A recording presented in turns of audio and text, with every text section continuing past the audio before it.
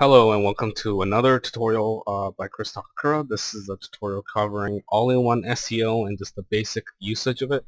I install all-in-one SEO to a lot of my client websites that run on WordPress, and if you are my client or if you're just a beginner with all-in-one SEO, please do check this video out. Now, all-in-one SEO, once you install the plugin or once it is available, there's a tab here that says all-in-one SEO here that gets enabled. Once you mouse over it, and then it will show these 4 settings right here: general settings, performance, social meta, feature manager. I'm not going to go over every single one, but let's just go to general settings just for now. Now, general settings page will basically, general settings link will basically take you to the general settings area. Now, if you're not sure what you're doing, I strongly suggest you don't touch anything. But if you do know, then by all means you can mess with all the settings like that's available for you. But I'm just going to go over 3 basic settings that you can change on your own and won't really necessarily break your website or break search engine results.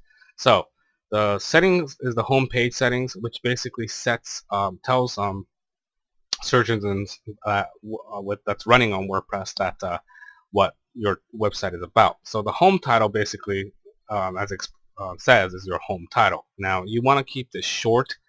This is Chris Takakura, Art Direction and Design blog. That's what my blog is about, and that's my title. So again, if you want to change this section, you can. Just keep it nice and straightforward and short and simple. The home description is basically a short description about your blog. Now, you don't want to make this too long again, but just want to keep it again short and simple. I would suggest having the low minimum word count as possible, but again, this is just basically the gist of what my website is about. And again, you could change the settings to fit your needs or to best describe your business.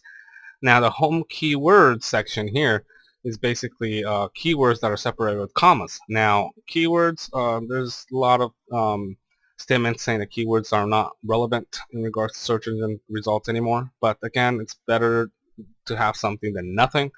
So I just kind of added different keywords separated by comma. Again, just to kind of bump up the results if possible. Now, it doesn't have to be hundreds and hundreds of keywords, even though I have a lot here, but just have a good number, like maybe 10, 20 if you can, and then go from there. So once again that is set, we're going to go into utilizing all-in-one SEO with all your blog posts and your pages. Now, when you go to your posts, you want to click on this link right here that will display all your posts in regards to your blog. So if you've written a lot of blog entries, you should get a list like mine, as you can see here. And once you have all-in-one SEO installed, it enables a new column here called SEO title, SEO description, and SEO keywords. Now, what this does is that it assigns different SEO title, description, and keywords based on individual blog posts and pages. This is very important because it indexes your page as a separate page from your home page. If we back in the day, we used to use description and keywords in all of our pages, meaning the title was the same, the description was the same in every single page. Well, times have changed now. There's a better effective method with SEO, and this plugin allows you to do so. Now, to enter the SEO title, SEO description, SEO keywords onto your blog post, we're just going to go to an old blog post that I published. But if you're writing a new one, this is also the same information. So take a look here. Here are the contents and whatnot, and I have an extra section because I have that enabled. And then you have your revisions in here and whatnot, and you might not see everything that you're seeing on the screen on your blog page, which is fine because I have plugins installed which enables these things.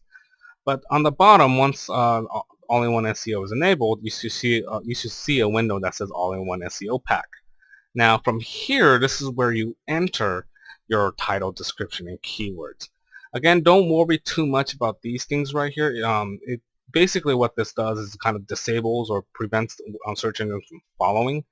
We don't want to do that today, so let's not even talk about that. So again, this was very similar to the settings page, but now we're in an individual blog settings. So we're going to have our own unique title, which what I do is usually use the blog title as long as it's not long enough. This title right here is already using too many characters because it shows you the character count of 69 right here. But most search engines, this says right here, most search engines use a maximum of 60 characters for the title. So maybe we can shorten this and say Adobe Creative Cloud only. This was my blog post. And as you can see up here, the preview snippet, you can see how what it may look like on search engines. And then the description, again, is the same thing as the settings page, but we're going to set a separate description for this page because we're going to write something that's relevant to this article. So this one has its own description that's separate from the home page. And then again, this one also has a separate keywords that's different from the home page. The keyword section, again, doesn't have to be hundreds and hundreds of keywords, so don't spend too much time on it, but just enter a few keywords that's relevant to the article or blog news that you post. And that's pretty much it. After you fill these out, you're just going to hit the update button right here, just like similar to when you're publishing a blog article, and then it's just going to change the post for you. Now, the proofreader thing came up, so I'm just going to hit OK. And then once we hit OK, it's going to take us to the edit post page. It's going to say post updated and view post. Now let's go back to the list, our blog list.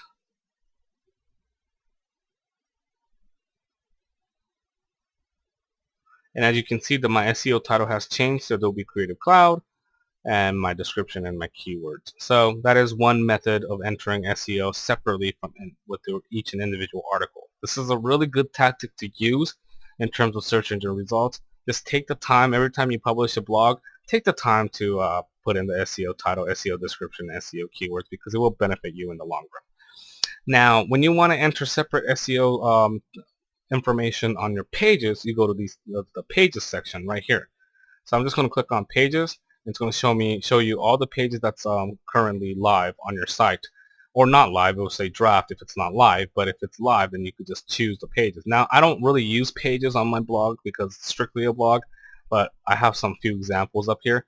So let's just go to edit, and again, the page editing section is just like a blog post. Nothing too different outside of page attributes.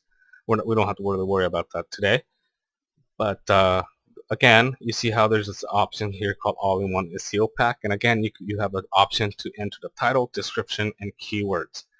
Now, one thing I did not go over with individual blog posts is the social settings, and I'm going to go over that with you now.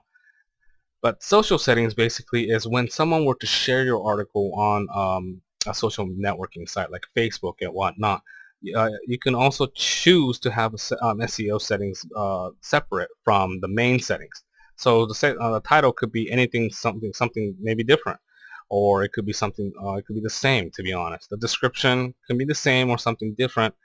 And then over here, you can see it says image. These options increase in terms of options depending on how many number of pictures you used on a blog post. So you can actually choose what images show up. For instance, if someone shared your blog content on Facebook or Twitter, these images will show up as a kind of like a preview image on Facebook. For instance, if you share it on a Facebook like page, your own like page, for instance, if I select this image will show up and say, check out this page or check out this blog post by yada yada yada. So this is where you kind of choose your image, or you can choose a custom image and upload it if you want. I just usually use a picture that's already been used on a blog article and go from there.